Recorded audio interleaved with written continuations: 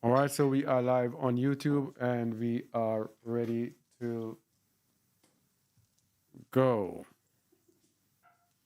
All right, shalom everyone and welcome once again to Just a Word as we continue in the Know Your Tribe series as we no, no, the light. As we prepare to continue in the Know Your Tribe series, we are looking at the testament of Ashar. The Know Your Tribe series is was inspired by a revelation that we must know our tribes before we can enter into Zion. And so we do this series not for you to hear these testaments and to figure out from these testaments, but we urge each one to seek, and we know the Most High will reveal it to us through the Ruach Mashiach, because Mashiach said, whatever we ask him, believing, he will do it. Whatever we ask, we will receive. Pardon? Oh, YouTube hasn't started. That's the wrong one. You're on another one. There's another one. So I guess I'll probably have to go and take that one out.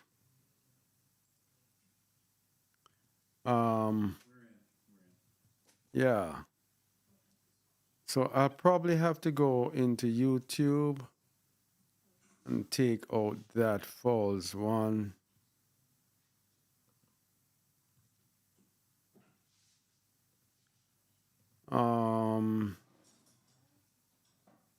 All right, sorry about the delay. We are just doing some housekeeping.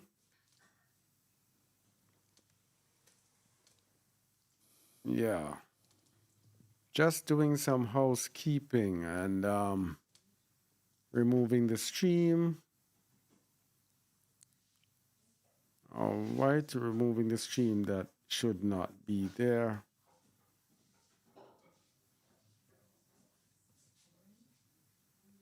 Yeah, so as we were saying, the Know Your Tribe series is once you have gotten to know your tribe, then understanding the sins that befell our forefathers, then you will know how to approach and look at the sun. Yes, it's so red. You see it? Look at the sun. Look at the sun outside, Mikhail. Red, red. Red, red. Yeah. So once you know your tribe, you will know the sins that befall your tribe. Not only that, you will get understanding into sin and more insights into sin, and that is what you get from the testament of the patriarchs. So while we're here recording, we're looking outside, and the moon is red, the sun is red, red, red. All right, shalom, shalom, McNair, and shalom, Jamie. All right, so let's begin. And testament of the patriarchs, the testament of Ashar.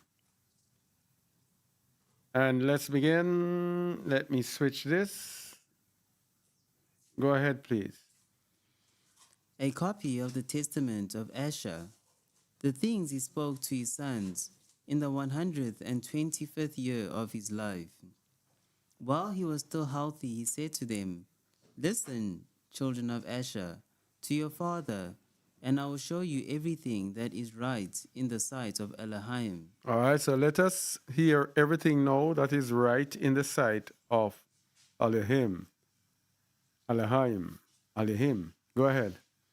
Elohim has granted two ways to the sons of men, two mindsets, two lines of action, two models, and two goals.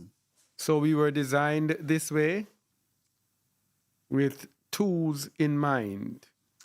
And the world is also designed this way. The world is dual, Everything has a choice. Up and down, right and left, in and out, black and white, everything opposites, good and evil, everything direct opposites in which we have a choice. Continue. The two ways are good and evil. Concerning them are two dispositions. Good. You didn't do 1-4. Sorry. Accordingly, everything is in pairs, the one over against the other. So that is why the Most High said in the book of Isaiah chapter 45 that he creates good, he created good and he created evil. And some people take that and are running with it and say, oh, Yahuwah is evil, he created evil. No, he creates everything opposite. For perfection, there has to be opposites and a choice of the opposites. Man, that's fun. Wish you could record it. Going down. All right, continue. The two ways are good and evil. Concerning them are two dispositions within our breasts that choose between them. All right. So we have good and we have evil. And we have two dispositions whether to choose good or evil. And the Most High makes it this way is that we have to freely choose the good and reject the evil in order to be in his kingdom. Basically, that's it. That's as simple as life is. So if you want to know the meaning of life, that is basically it. Yahuwah has given us two choices. Choose the good and resist the evil. Yes? Or choose the good and resist the evil, and you can be with me in my kingdom. Or choose the evil and reject the good, and for that you will face damnation. Very simple. Let's go. If the soul wants to follow the good way, all of its deeds are done in righteousness, and every sin is immediately repented. Man, he makes it sound so easy. If the soul wants to follow the good way, all of its deeds are done in righteousness, and every sin is immediately repented. All. So the soul has to have this desire to follow the good way. This is why we have to deny ourselves. Because that fleshly part of the soul is going to go against the desires of the Ruach. So our Ruach will want to do good, and our fleshly part of us will want to do that which is evil. Can you imagine the fleshly part of us is always inclined to evil? That is so, I can't even use a word because I don't want to disrespect the Most High's order. Because that is his order because of Adam's sin, and that's why we are where we are. Our inclination, because Adam was inclined to do the evil, we follow his inclination and follow the desire to do that which is evil. Continue. Contemplating just deeds and rejecting wickedness, the soul overcomes evil and uproots sin. It makes it look so simple. So when the soul is good and following the good way, it contemplates just deeds. So all it's in its mind is to do that which is just. And it rejects wickedness. And so overcomes evil and uproots sin at the same time. Wow. Just by what? Choice. That is why the Bible says what? Be transformed by the renewing of your mind. So this is the choice that we have. The renewing of the mind, Romans 12, start at verse 1 to 2. I beseech you, therefore, brethren, by the mercies of Yahuwah, that ye present your bodies a living sacrifice, kadosh, acceptable unto Allure, which is your reasonable service. And be not conformed to this world, but be ye transformed by the renewing of your mind, that ye may prove what is that good and acceptable and perfect will of Yahuwah. So it's when our mind is renewed, that is when we contemplate everything but good works and reject the evil. That is how sin can be uprooted from us. It's a very nice testament at this time. All right, let's go back to the testament. Let me close this program first before it gives any trouble here. All right, let's get back to the testament.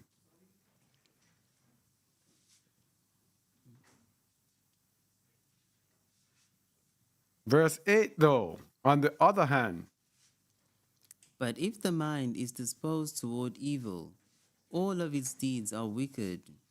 Driving out the good, it accepts the evil and is overmastered by Beliar, who, even when good is undertaken, presses the struggle so as to make the aim of his action into evil, since the devil's storehouse is filled with the vermin of the evil Ruach. so if the mind is disposed toward evil, which is, in short, if we are bent on satisfying the desires of our flesh, that's what it means to be disposed toward evil. If our mind is predisposed to satisfy the desires of our flesh, then all of our deeds will be wicked. Driving out the good, it accepts the evil and is overmastered by Beliar, who, even when good is undertaken, presses the struggle so as to make the aim of his action into evil.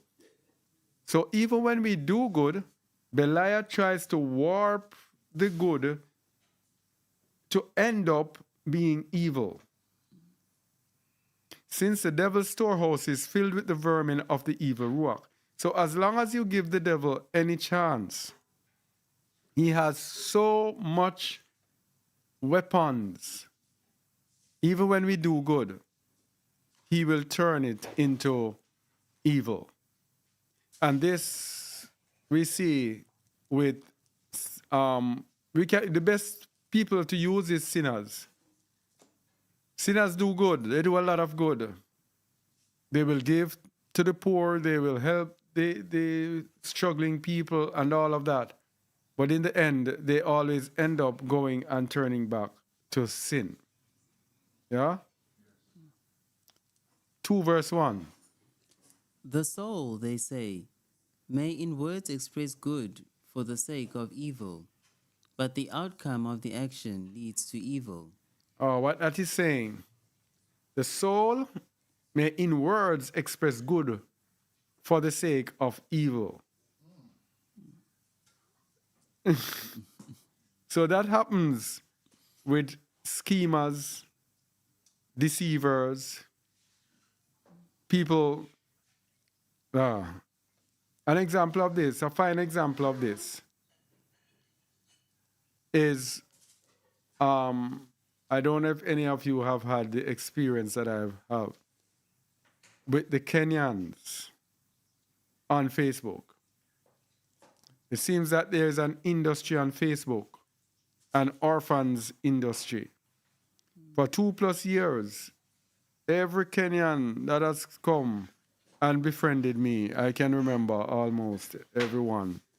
I will say almost everyone because I don't 100% remember. I don't want to lie.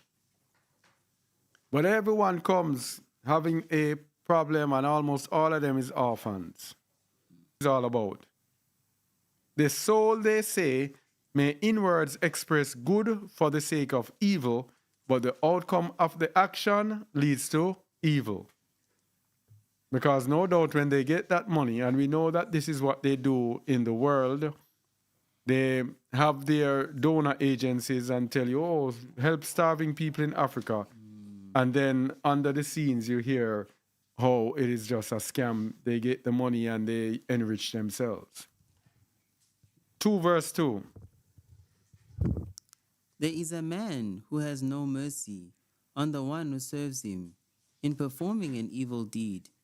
There are two aspects of this, but the whole is wicked. Oh, by the way, might I just show the thing on screen? His name came on screen. I can't show his name. Let me see. Oh, well, part of his name. All right. I hope his full name doesn't come up. Yeah, go ahead. And there is a man who loves the one. Hold on.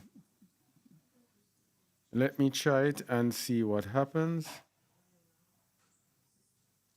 Oh, bam, bam. Yeah, continue. And there is a man who loves the one who does the evil, as he himself involved in evil, so that he would choose to die in evil for the evildoer's sake. There are also two aspects of this, but the whole situation is evil. An example of this is gangs. When people are in gangs, they know that the people in the gangs are evil and they will die for each other.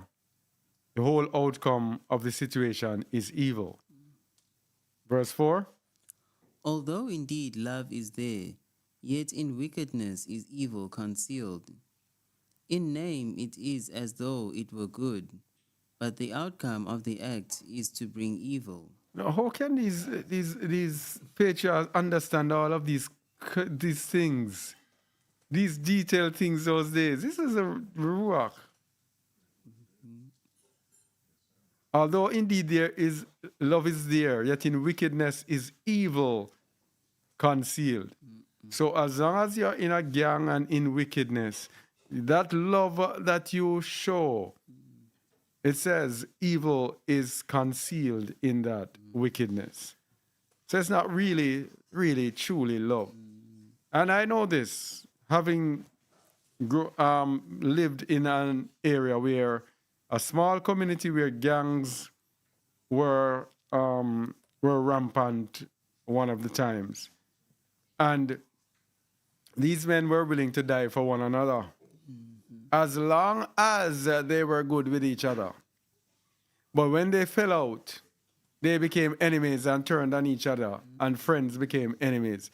And so we saw break up, and then you hear that such and such and that are enemies. But we said, but last week they were there, and they became enemies, and that enemies mean they want to shoot each other. They are hunting each other. And if one sees the other, he's dead.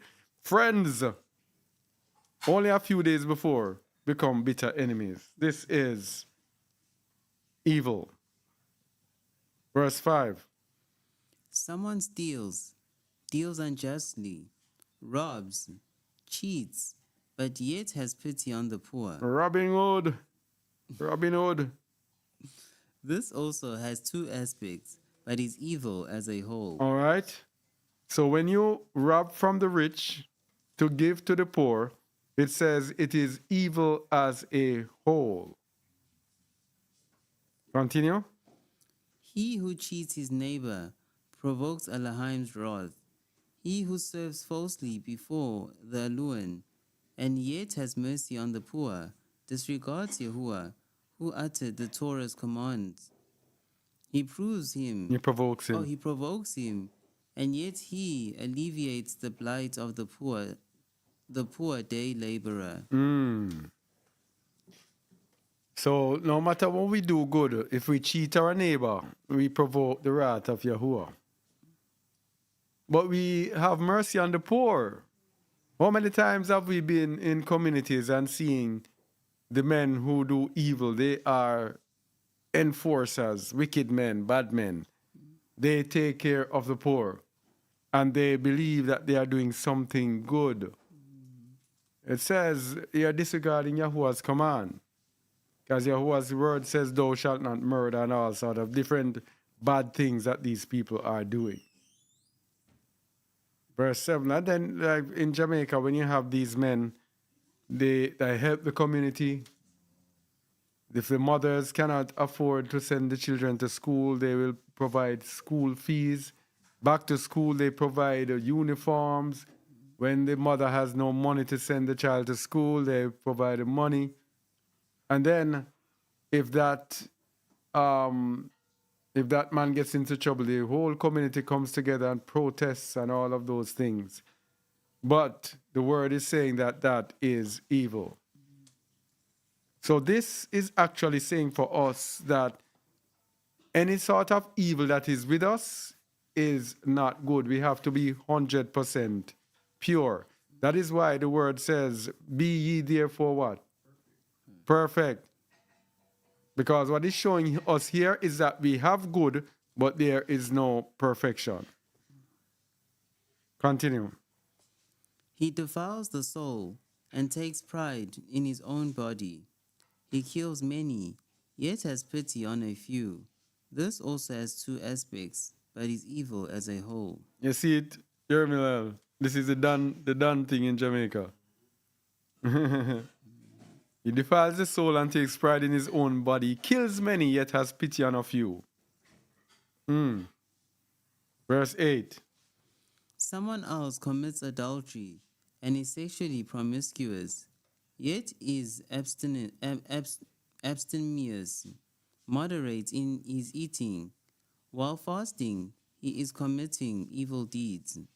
Through the power of his wealth, he ravages many. And yet, in spite of his excessive evil, he performs the commandments. He does what? He performs the commandments. This is what we're talking about, the letter of the law. You see it? He's good, he performs the commandments. But his heart is evil. He is committing evil deeds. Verse 9. This also has two aspects, but is evil as a whole. Such persons are his, because although they are halfway clean, in truth they are unclean. So there's no, what you're getting here, there is no halfway thingy. It's full 100. Total cleanness. No partial cleanness.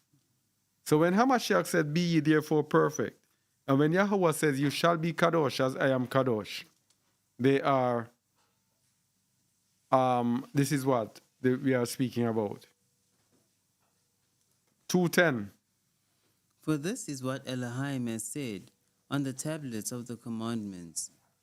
But you, my children, do not be two-faced like them. And this is what? Double-mindedness, yeah? Double-mindedness. Do not be two-faced. You have to be single-minded. Continue. One good and the other evil. Rather, cling only to goodness, because in it Yahuwah Elohim is at rest, and men aspire to it. Only to goodness, because that is where Yahuwah is at rest. So when the Most High's wrath is to come on us, it comes on the children of disobedience, as it says in the word. So we have to be totally obedient. And do what? Verse 2, 3:2. Flee from the evil tendency, destroying the devil by your good works. For those who are two-faced are not of Elohim, but they are enslaved to their evil ruachoth, so that they might be pleasing to Satan and to persons like themselves. Oh boy. Let's go to James 1.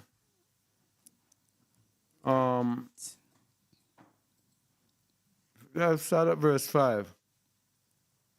If any of you lack wisdom, let him ask of Elohim, that giveth to all men liberally, and upbraideth not, and it shall be given him. But let him ask in faith, nothing wavering.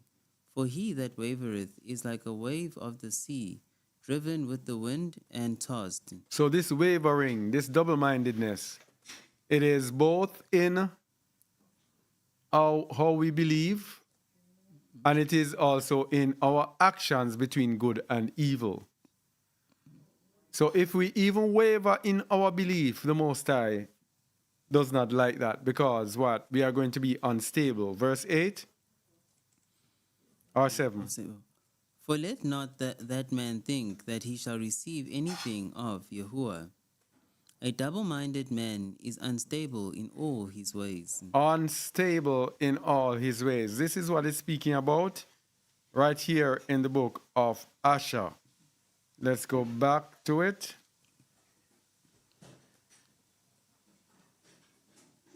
Let me go back to it. Flee from the evil tendency, destroying the devil by your good works. The word says, resist the devil and he will flee from you. I think it's the same, James. For those who are two-faced are not of Elohim. Those who are double-minded are not of Elohim. Boy, oh boy. Oh. This double-minded thing. You see, if you are here serving the Most High and you are taken up in this world, that's double-mindedness. If you are serving the Most High and you are still partaking in the things of this world, when I say things of this world, today you are of this world, tomorrow you are righteous. Then it says that two-faced is not of Alua, but they are enslaved to their evil ruachot, so that they might be pleasing to Belial and to persons like themselves. So persons like ourselves who are double-minded, we will be pleasing to them, because we will be speaking the things they want to hear, they like to hear, and we will be keeping ourselves comfortable, speaking and living a life that we want to live. 4:1. For persons who are good, who are single-minded, even though they are considered by the two-faced to be sinners, are righteous before Elohim. Wow. So when the double-minded look on the single-minded person as a sinner, it says they are righteous before Elohim. So let me give you an example. You have some people out there, when they speak about the vaccine and they know the vaccine is a mark of the beast. And everybody who has taken this, they condemn them.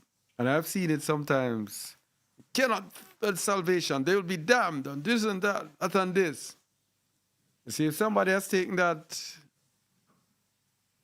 vaccine, I can't even call the name, I shouldn't call the name, that injection, and is totally repentant, totally single-minded and sold out totally to the Most High, and you are not, that person is going to enter into the kingdom and you are not.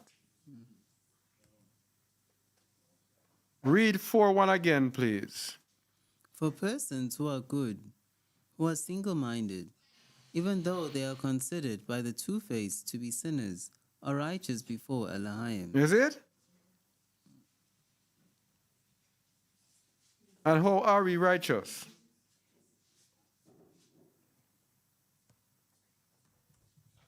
How are we righteous? We are righteous through Emunah. 11:4. Hebrews 11:4.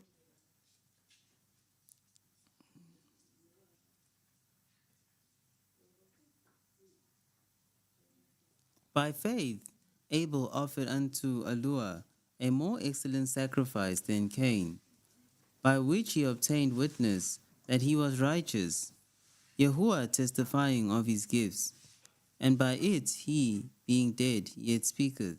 By Emunah, Abel offered a more excellent sacrifice than Cain. And I want you to look at this spiritually. He offered unto Allah a more excellent sacrifice. So, if I am there thinking that, okay, I did not take this injection, I am good, and I am not sold out to the Most High, and someone comes who has taken it and is totally sold out, offering up sacrifices unto Yahuwah. And we're not talking about carnal sacrifice, spiritual sacrifices unto Allah. It says, by which he obtained witness that he was righteous, because he offered a more excellent sacrifice. Cain did not believe that he should walk through Emunah. Cain was satisfied and concerned only with his own things and worldly things. And Abel, through Emunah, was adjudged to be more righteous than him. So let's go back to the Testament. 4:2. For many who destroy the wicked perform two works, good and evil. But it is good as a whole, because evil is uprooted and destroyed. Many who destroy the wicked perform two works, good and evil. But it is good as a whole, because evil is uprooted and destroyed. So as we were saying, someone can be in a sin. And how does this work? Many who destroy the wicked perform two works, good and evil.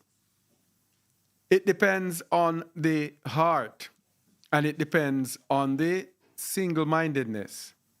Because after I have done evil, if my heart is single, I will receive and I repent, I will receive forgiveness from the Most High, and He will accept me because I am now single-mindedly focused on Him and offering up all sorts of sacrifices unto Him. Remember Romans 12:1, I beseech you therefore, brethren, by the mercies of Allah, that you present your bodies a living sacrifice, kadosh, and acceptable unto Allah, which is our reasonable service. It is sacrifice that makes us acceptable unto Allah. Continue. One person hates the man who, though merciful, is also unjust, or who is an adulterer,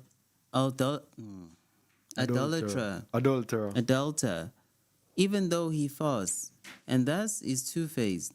But his work is good as a whole, because he imitates Yahuwah, not accepting the seeming good as not accepting the seeming good as though it were the truly good. Wow. One person hates the man who, though merciful, is also unjust, or who is an adulterer, even though he fasts, and thus is two-faced. This is so deep. But his work is good as a whole because he imitates Yahuwah, I guess through the mercy. Not accepting the seeming good as though it were the truly good. So he is merciful and he's not hypocritical. These things are deep. 4:4. Another person does not want to see any pleasant days among the convivial, lest they disgrace the body and pollute the soul. This also has two aspects, but is good on the whole. What is that word? What does that word convivial mean? I don't know. Convivial.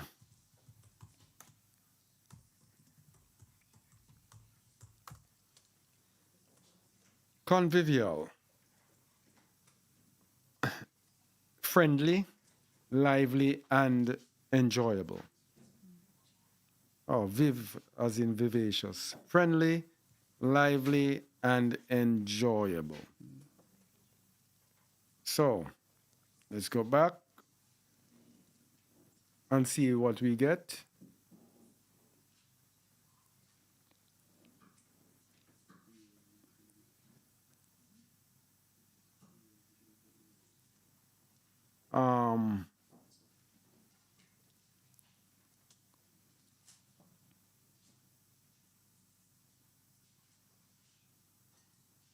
Here am I. Convivial. Oh, yes. Another person does not want to see any pleasant days among the convivial, lest they disgrace the body and pollute the soul. Okay? So, for example, when we have reveling in this world and partying and all the taverns and everything, so it says this has two aspects, but is good on the whole. Verse 5. For such persons are like gazelles and stags. In appearance they seem wild and unclean, but as a whole they are clean. They live by zeal for Yahuwah, abstaining from what Elohim hates and has forbidden through his commandments, staving off evil by the good. All right. I'm trying to figure out what this means because in appearance they seem wild and unclean, but as a whole they are clean. So I don't know what it's saying in 4:4 as being good on the whole. Who is it speaking to or about? Is it those who are convivial or the ones who do not want to see any pleasant days among the convivial? They live by zeal for Yahuwah, abstaining from what Elohim hates and was forbidden through his commandments, staving off evil by the good.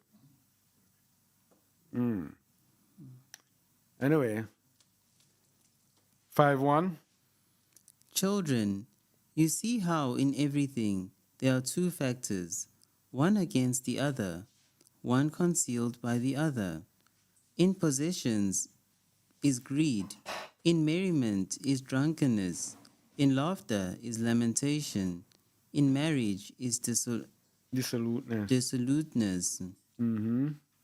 Death is successor to life, dishonor to splendor, night to day, darkness to light, but all these things lead ultimately to day. Righteous actions to life, unjust actions to death, since eternal life wards off death. Mm-hmm. One cannot say truth is a lie, nor a righteous act is unjust, because all truth is subject ultimately to the light, just as all things are subject ultimately to Elohim. All right, so let me go back to 5:2. Everything has its opposite. Unjust actions lead to death, since eternal life wards off death. One cannot say truth is a lie, because they are the direct opposite. Nor a righteous act is unjust, because all truth is subject ultimately to the light, just as all things are subject ultimately to Elohim. Continue. I have demonstrated all these things in my life, and have not strayed from Yahuwah's truth. I have searched out the commandments of the Elun, and lived them according to all my strength. Mm-hmm. You also, my children, give attention to Yahuwah's command, pursuing the truth with singleness Singleness of of mind. mind, no double mindedness. Singleness of mind. This is a call for all of us. Singleness of mind, just single focus. And when we are singleness of mind, we will be able to obey the Most High's commands. Because when the commands come, we will be able to follow the truth to our own hurt. When we are double minded, we are going to try to find a way to escape. We are going to try to find a way of escape from the hard task that we might be called into. That is why it takes me right now to Ecclesiastes 2, Ecclesiasticus 2, verse 1, Sirach 2, verse 1.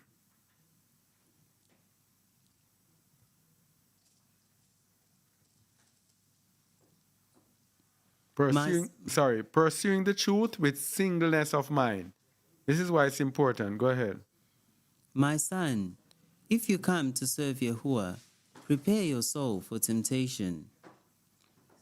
Set your heart aright, and constantly endure, and make not haste in time of trouble. This is single-mindedness. When you come to serve Yahuwah, be prepared for the trouble. Verse 3.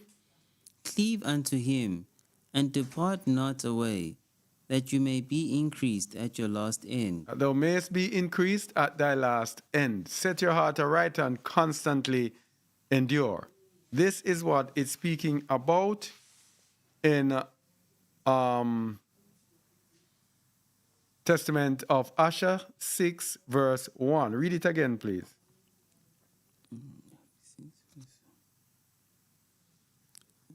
You also, my children, give attention to Yahuwah's command, pursuing the truth with singleness of mind. Singleness of mind. 6, verse 2. The two-faced are doubly punished because they both practice evil and approve of others who practice it. Oh boy. They imitate the ruach of error and join in the struggle against mankind. Oh boy. They imitate the ruach of error simply by being two-faced, simply by being double-minded. And it says the double-minded are doubly punished because they both practice evil and approve of others who practice it. So when we are double-minded, we are going to agree with others who are double-minded like us.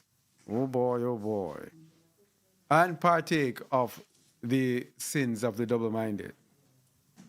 6:3. You, therefore, my children, keep the Torah of Yahuwah. Do not pay attention to evil as to good, but have regard for what is really good, and keep it thoroughly in all Yahuwah's commandments, taking it as your way of life and finding rest in it. What is really good? 6:4.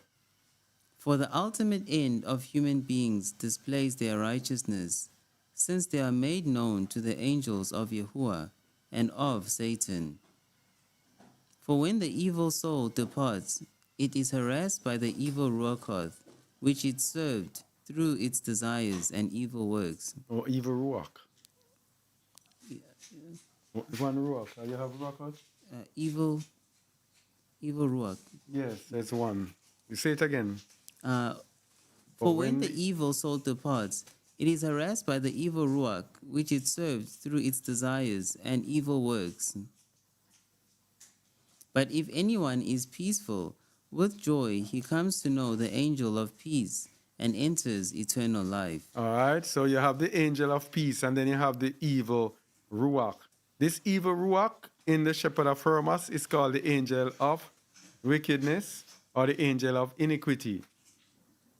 So it says, when the evil soul departs, it is harassed by the evil ruach, which it served through its desires and evil works.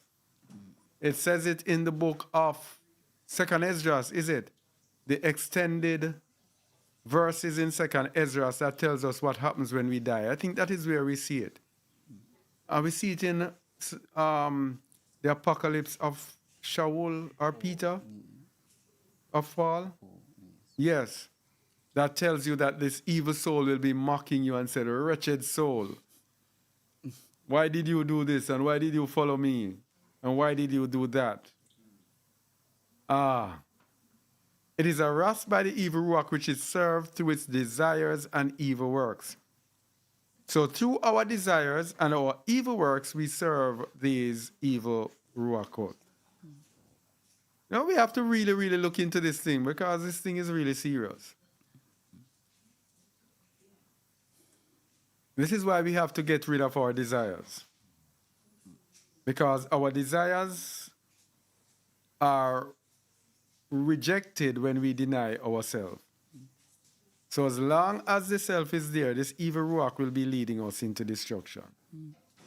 But it says, but if anyone is peaceful with joy, he comes to know the angel of shalom or peace and enters eternal life. So this is why it's important to do what? Walk in the ruach.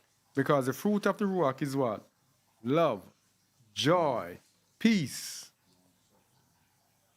And in the book of Hebrews, it says, seek ye peace and holiness, without which no man shall see Yahuwah.